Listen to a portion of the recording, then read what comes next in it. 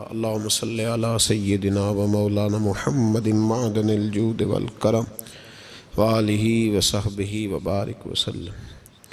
حمد و صلات کے بعد قرآن پاک میں اللہ کریم نے فرمایا ہے قل اعوذ برب الناس، فرمایا ہے اے محبوب آپ کہہ دیجئے کہ میں پناہ مانگتا ہوں انسانوں کے رب کی۔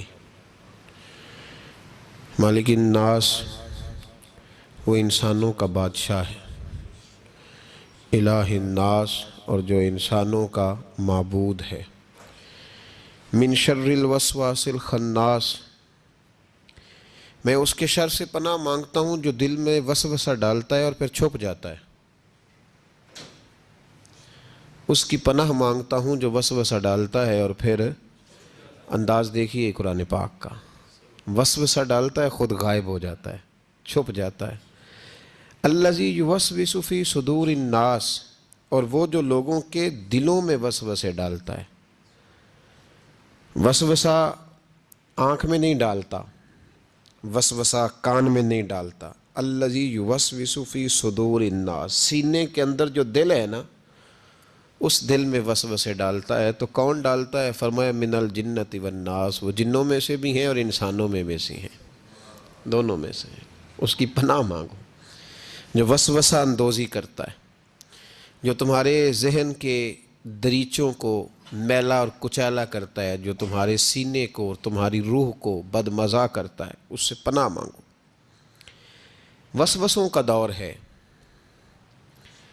وسوسوں کے دور میں عمل تو دور رہ گیا، لوگوں کا عقیدہ بچنا مشکل ہو گیا۔ وسوسہ ہی وسوسہ ہے، ہر بات پہ وسوسہ، ہر ایک کے بارے میں بری سوچ، ہر شخص کے بارے میں نظریات کے اندر کمزوری، شکوک و شبہات کا زمانہ۔ فرمایا پناہ مانگو، اللہ سے پناہ مانگو ان وسوسوں سے، اس کی پناہ چاہو۔ میرے دوستو، شکوک و شبہات اتنے زیادہ ہوتے چلے جا رہے ہیں۔ آدمی شک سے باہر نکلے گا تو عبادت کرے گا، شک سے باہر نکلے گا تو در مصطفیٰ علیہ السلام کی غلامی کرے گا، وہ شک سے باہر نکلے گا تو کسی اللہ کے ولی سے اس کی نسبت مضبوط ہوگی۔ اور اگر شک ہی شک ہو، شک ہی شک ہو، سینہ شک سے بھرا ہوا ہو، وسوسہ ہی وسوسہ، لوگوں کے دلوں کے اندر اس قدر برے خیالات جنم لینے لگے ہیں کہ اب لوگوں کا سارا ماحول روحانی، علمی، فکری وہ تباہ ہوتا نظر آ رہا ہے۔ اہل اللہ کو شک نہیں گزرتا تھا۔ لوگ کہتے ہیں کہ اللہ کے ولی کے پاس سب سے بڑی طاقت کیا ہوتی ہے؟ کچھ لوگ کہتے ہیں جو کہتا ہے وہ ہو جاتا ہے، یہ بڑی طاقت ہے۔ کچھ لوگ کہتے ہیں کہ اللہ تبارک و تعالیٰ کا ولی دنیا سے کٹا ہوتا ہے، یہ اس کی بڑی طاقت ہے۔ میں آپ کو درجنوں صوفیاء کی اور سینکڑوں اولیاء اللہ کے اقوال کا اگر ایک جملے میں نچوڑ عرض کروں تو اللہ کا ولی وہ ہوتا ہے جو وسوسوں سے دور ہو کے یقین کامل کی دولت پا چکا ہوتا ہے، وسوسوں سے بچ جاتا ہے، اس کا یقین تیقن مضبوط ہوتا ہے۔ یار لوگوں کا کام نہیں وسوسہ اندوزی کرنی، لوگ وسوسہ اندوزی کرتے ہیں وہ کریں گے، لوگ شک پیدا کرتے ہیں وہ کریں گے۔ تو اتنے کانوں کا کچا ہے کہ تو سب کی بات سنتا ہے، ہر ایک کی بات تیرے اندر آ کر کے جنم لیتی ہے اور ہر ایک کی بات تیری روح میں گزر جاتی ہے۔ یہ کیسے ہو گیا؟ اتنا کمزور ہے تو کانوں کا، جو آدمی آئے گا تو اس کی بات سن لے گا تو یقین کر لے گا۔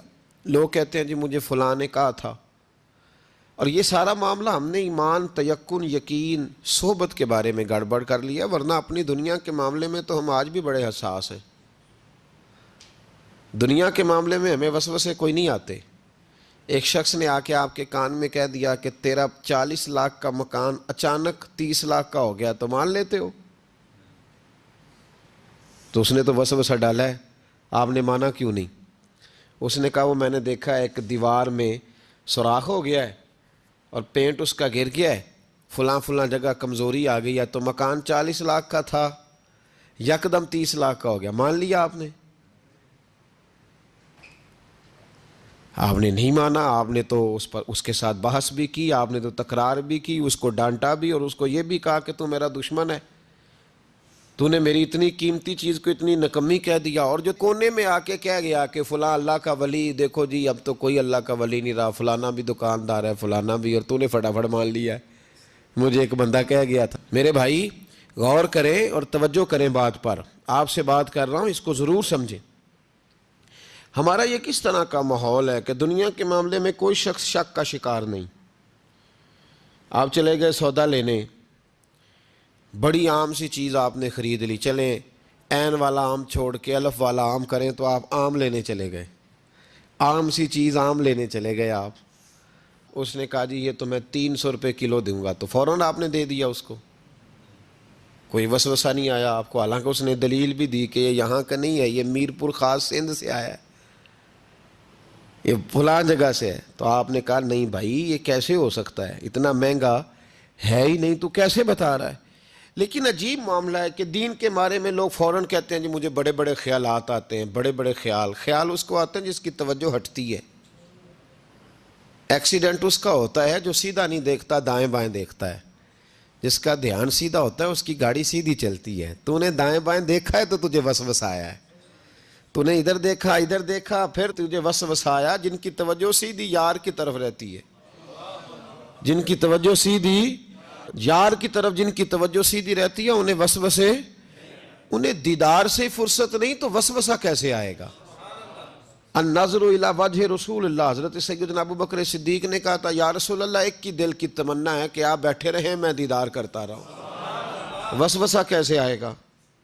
وسوسہ تو اس کو آئے گا جو ابو جہل کی بھی سنے گا، وسوسہ تو اس کو آئے گا جو ابو لہب کو بھی ٹائم دے گا، وسوسہ تو اس شخص کو آئے گا جو عبداللہ بن ابی سلول کے پاس بھی تھوڑا وقت گزارے گا، تو جس کا بیٹھنا اٹھنا ہی مولا علی کے ماننے والوں کے پاس ہو، جس کا ہر وقت ٹھکانہ ہی جناب بلال حبشی کے غلاموں کے پاس ہو، جو ہر وقت بیٹھے ہی اس کے پاس، جو جیے بھی تو جناب صدیق اکبر کے ساتھ، اور جس کی رگوں رگوں میں حضرت عثمان غنی اور عمر فاروق بستے ہوں، اس کو کیسے وسوسہ آ سکتا ہے؟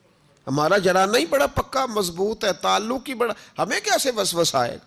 وسوسہ کسی اور کو آیا کرتا ہے، اہل اللہ کے پاس وسوسے کیسے آ گیا بھائی؟ وسوسہ آتا ہی نہیں، ہو ہی نہیں سکتا، ممکن ہی نہیں. اور اگر آتا بھی ہے نا، آتا بھی ہے وسوسہ انہیں، وسوسہ تو ایک طرف رہ گیا، اگر وہاں شیطان بھی آئے تو ٹک نہیں سکتا، تو بھاگ جاتا ہے، وہ تو بھاگ جاتا ہے، شیطان بھاگ جاتا ہے. حضرت سیدنا غوث اعظم رضی اللہ تعالیٰ عنہ کے پاس آیا تھا شیطان، حضور غوث پاک کے پاس آیا تھا.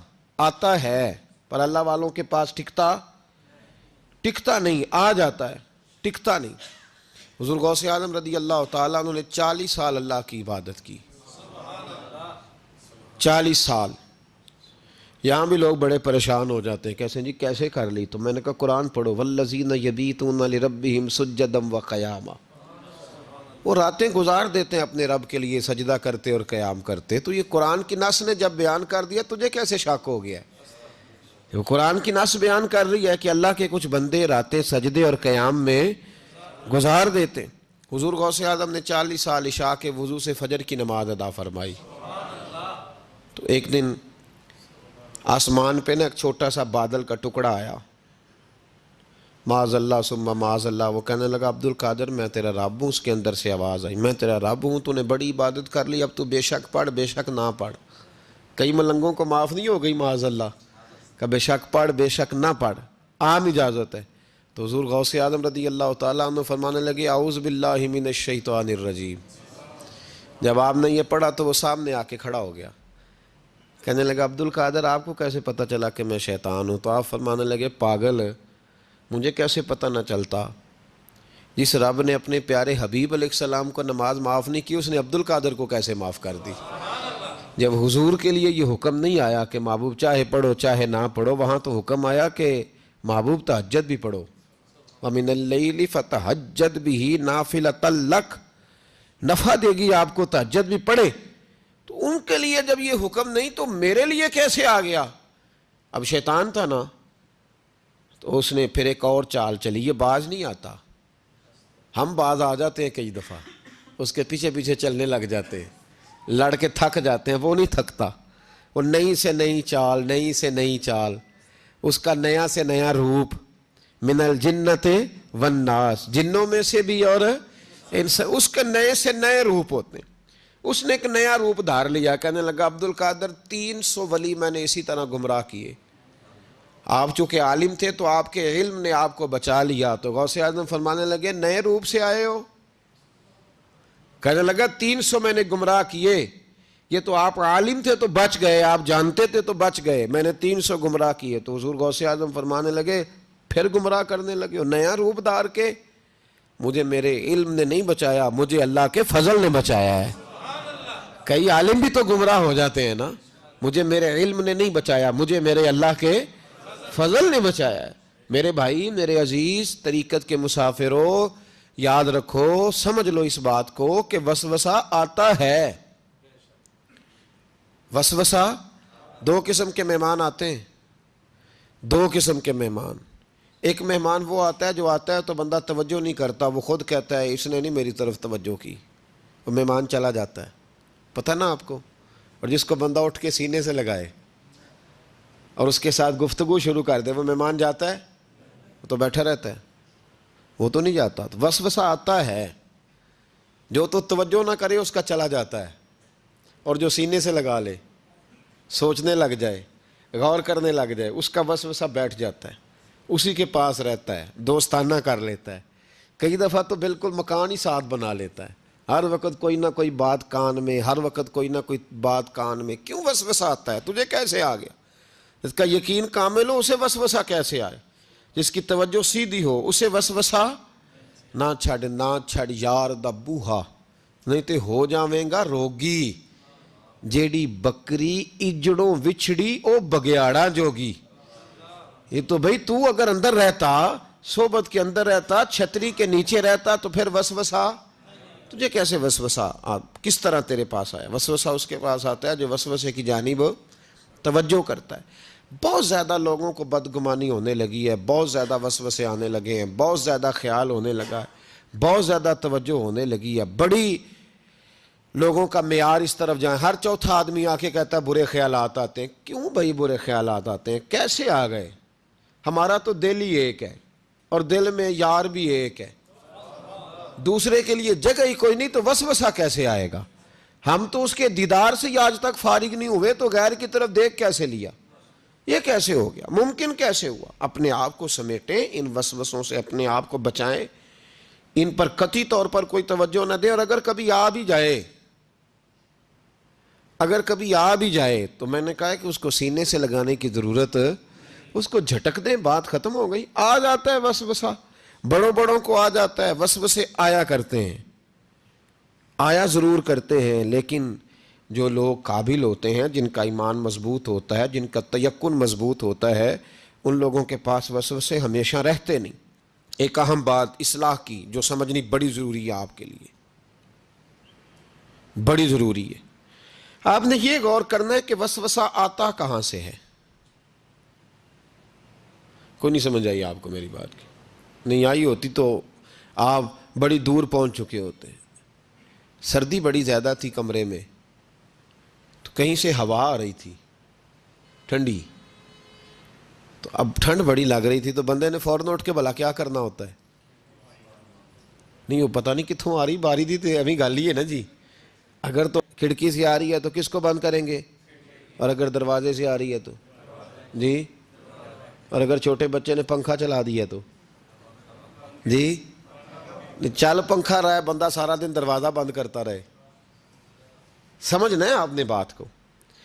آپ نے اس دروازے کو بند کرنا ہے جہاں سے وسوسہ آتا ہے۔ اگر آپ کا قریبی سجن ہے نا، قریبی دوست ہے، قریبی، اخنس بن شریح کہتا ہے میں دین کے قریب آ گیا تھا، یہ دین کے قریب آ گئے تھے۔ کس طرح آئے؟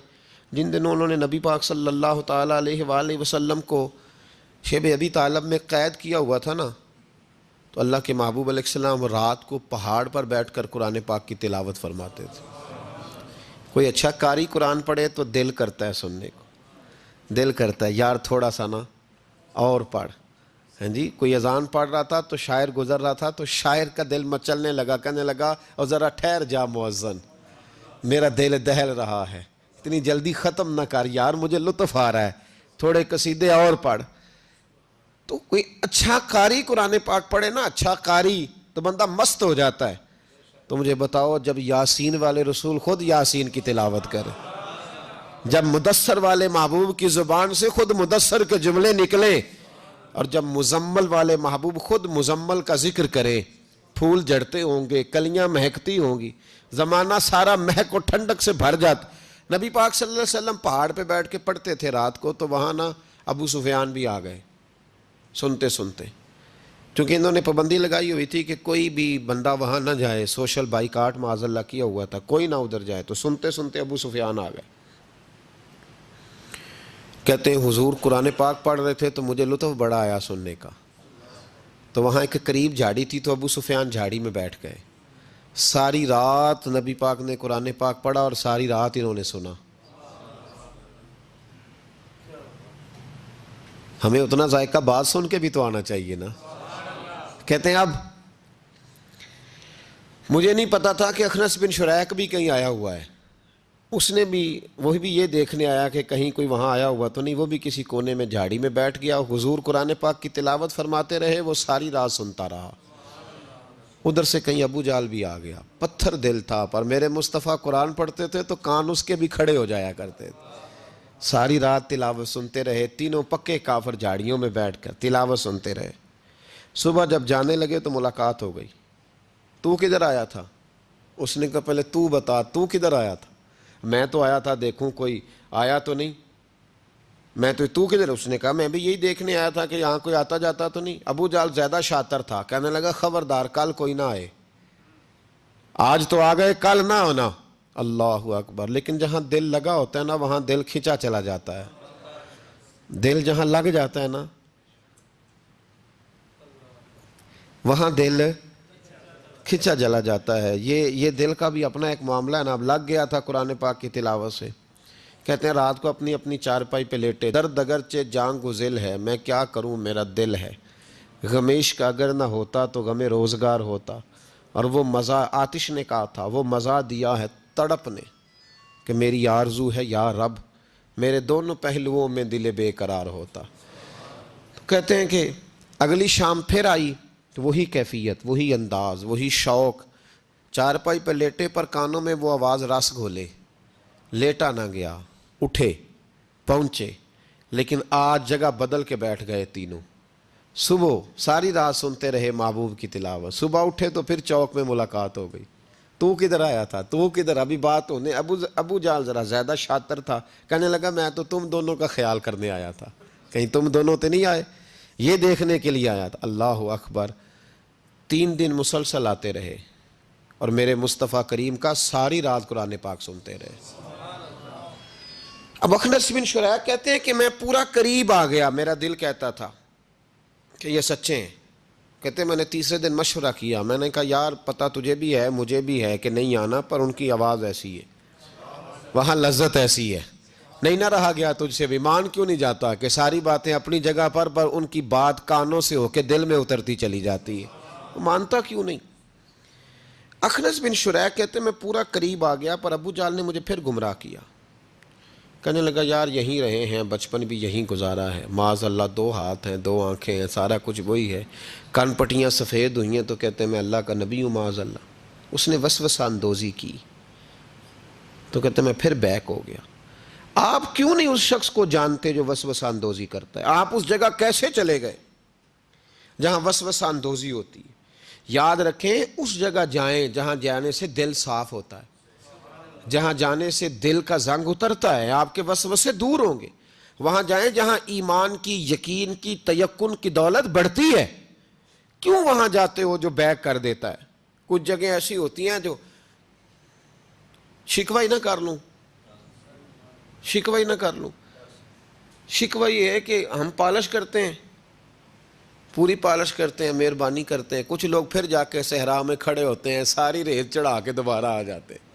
اماں بھی ناراض ہو جاتی ہے، اماں بھی بگڑ جاتی ہے کہ میں اجے انہوں آیا سی تو یہ تو کیا حشر کر کے آیا ہے۔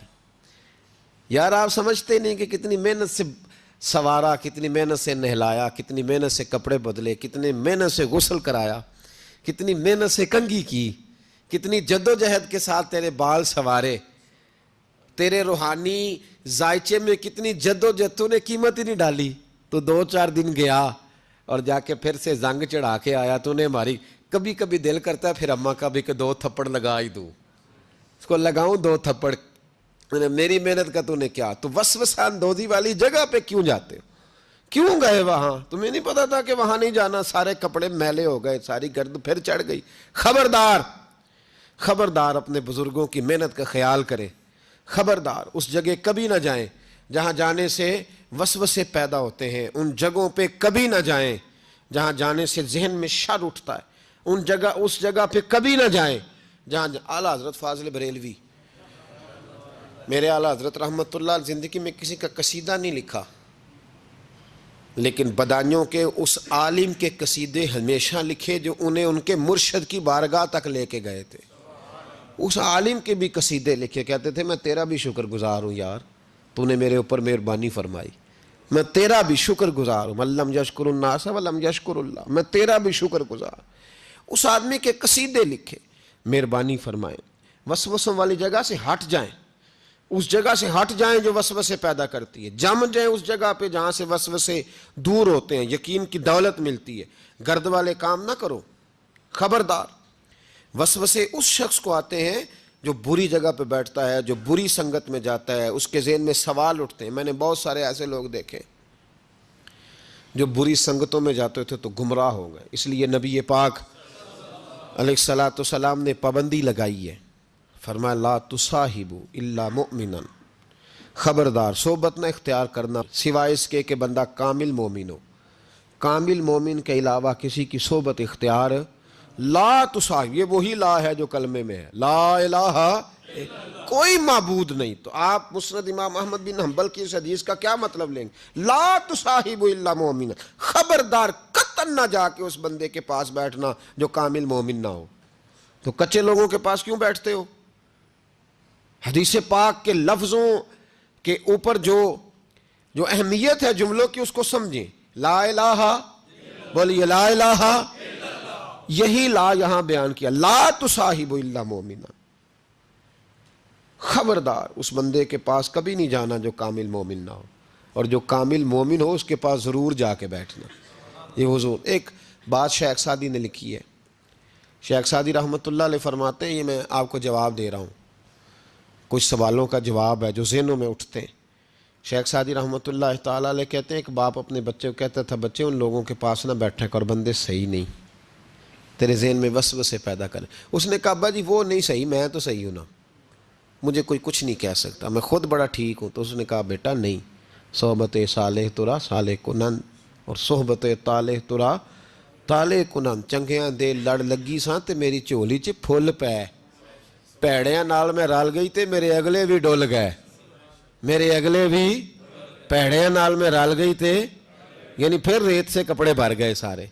کہا شیخ سعدی کہتے ہیں اس والد نے اپنے بچے کو سمجھایا، کہا نہ جا ادھر ورنہ. تو اس نے کہا ابا میں جب ٹھیک ہوں تو میرا کوئی کیا بگاڑ لے گا؟ ہمیں بڑی جلدی یہ گمان ہو جاتا نا میں کامل ہو گیا ہوں، میرا کوئی کیا بگاڑ لے گا، میں جاؤں گا.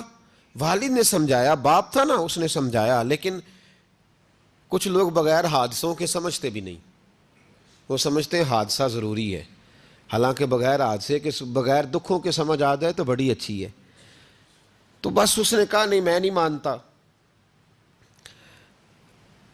والد نے ایک مثال سے سمجھانا چاہا. اس نے کہا تو ٹھیک ہے، کہا میں بالکل ٹھیک ہوں. کہا اس طرح کر، جا بازار سے نا 2 کلو اچھے والے سیب لے کے آ. نوجوان میری بات پہ خاص توجہ کریں. 2 کلو اچھے سیب. وہ سیب لایا بڑے خوبصورت پیارے. کہا دیکھ کے لانا، کوئی دھاگ نہ ہو، کوئی دھبا نہ ہو، کوئی ایسی. وہ دیکھ کے لایا بڑے خوبصورت بڑے پیارے اچھے سیب. کہا بیٹے اب دوبارہ جاؤ منڈی اور 1 کلو گندے بھی لے کے آ، گلے سڑے بھی لے کے آ. اس نے کہا ٹھیک ہے. گلے سڑے بھی لے آیا 1 کلو. اچھے کتنے تھے؟ 2 کلو. گلے سڑے کتنے تھے؟ 1 کلو. اب اس نے وہ 2 کلو سیب ایک ٹوکری میں ڈالے اور گلے سڑے بھی اس کے اندر ڈال دیے. کہا بیٹے وہاں رکھا. کہا ابا جی کرنا کیا ہے؟ فرمایا سویرے بتاؤں گا. صبح کا جب سورج چمکا نا، صبح کا جب سورج چمکا تو والد نے کیا کیا، اس کو کہا جاؤ ٹوکری لے کے آ. اب جب ٹوکری لایا نا تو غور کرنا بات پر، برے کتنے تھے، اچھے کتنے تھے. اب جب اس نے کھولا نا تو کہا بیٹے کھول. وہ جو اچھے تھے وہ بھی گل گئے تھے، بھی گل سڑ گئے. والد نے اپنے بیٹے کو سمجھایا. اس نے کہا بیٹا یہ جو شر ہوتا ہے نا یہ جلدی پھیلتا ہے، جو شر ہوتا ہے نا جلدی پھیلتا ہے. ناپاکی تھوڑی سی ہوتی ہے پر غسل سارے وجود کو کرنا پڑتا ہے. سارے وجود کو ناپاکی تھوڑی سی ہوتی ہے اور آپ دیکھ لیں کہ اس کے لیے سارا بدن دوبارہ سے، تو شر تھوڑا سا بھی آئے تو میل کچیل کر دیتا ہے. اتنا سا بھی شر جو ہوتا ہے نا وہ بہت ساری جگہ پہ خرابی پیدا کرتا ہے. او بھائی پیشاب کا ایک قطرہ بھی دودھ میں گر جائے پورے بھرے ہوئے برتن میں تو دودھ پینے کے قابل، سمجھ لو بات کو. آپ نے یہ کیسے کہہ دیا کہ ایک بندہ ذرا میرا غلط ہے جی باقی سارے صحیح ہیں. وہ شر تھوڑا بھی جو ہوتا ہے نا تھوڑا بھی وہ غلبہ کرتا ہے، وسوسہ اندوزی کرتا ہے، برے خیالات جنم لیتے ہیں. اس سینے کو اگر صاف رکھنا ہے، اس سینے کو اگر توانا رکھنا ہے، اس سینے کو اگر ٹھنڈا رکھنا ہے تو پھر ان کے پاس جا کے بیٹھنا پڑے گا جن کے سینے ٹھنڈے ہیں. اگر عقیدے کو، نظریے کو، سوچ کو صحت مند رکھنا ہے تو کبھی بیمار عقیدے والے کے پاس نہیں بیٹھنا. صحت مند کے پاس بیٹھو گے تو صحت مندی نصیب ہوگی. یہ یاد رکھ لیں، یاد رکھ لیں. چنگے بندے دی صحبت یارو وانگ دکان اتاراں، سودا پاویں مول نہ لئیے، ہلے اون ہزاراں.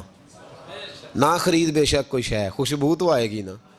اور میں تجربے کی بات بتا رہا ہوں، اللہ کے ولی کے پاس، عالم باعمل کے پاس جو چند گھڑیاں بیٹھ جائے چاہے کچھ نہ سیکھے، اللہ اس پر رحمت کی چھتری پھر بھی عطا فرما دیتا ہے. یہ بڑی پکی بات ہے. یاد کچھ نہ سیکھے بے شک اسے خیر ضرور ملتی ہے. چنگے بندے دی صحبت یارو وانگ دکان اتاراں، سودا پاویں مول نہ لئیے، ہلے اون ہزاراں.